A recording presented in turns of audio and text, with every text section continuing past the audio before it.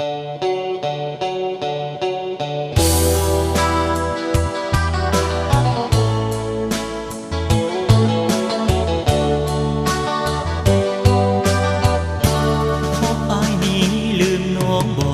ง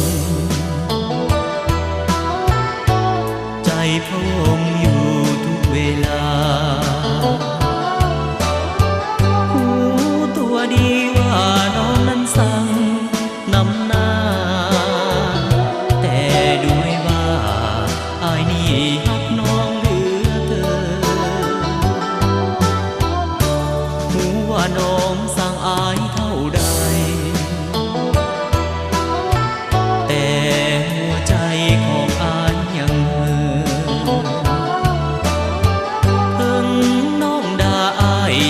สุขใจเหลือเกินเพิ่งน้องเมินอายยิ่งหักน้องขึ้นไปก่อนนี้อายเคยหักกับน้องมาครั้งหนึ่งห่วงหักอายคงบ่ซึ้งน้องจึงหันเปลี่ยนไป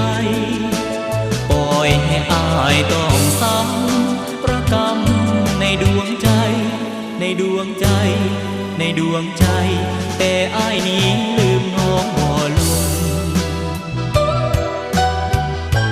คงทุกตรงอย่างนี้เรื่อยไปหูตัวดีว่าน้องหมดความสนใจต้องทนอายเพราะอายลืมน้องบ่ลง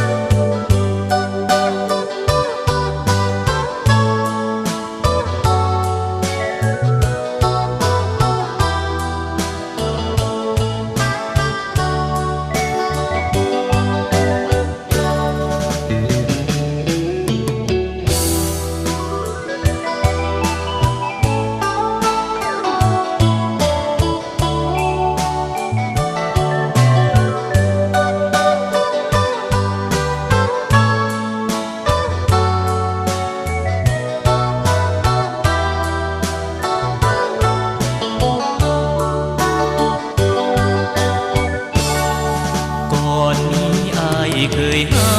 กกับน้องมาครั้งหนึ่งห่วงหักอายคงบ่ซึ้งน้องจึงหันเปลี่ยนไปปล่อยให้อายต้องซ้ำประกำในดวงใจในดวงใจในดวงใจแต่อายนี้ลืมน้องบ่ลง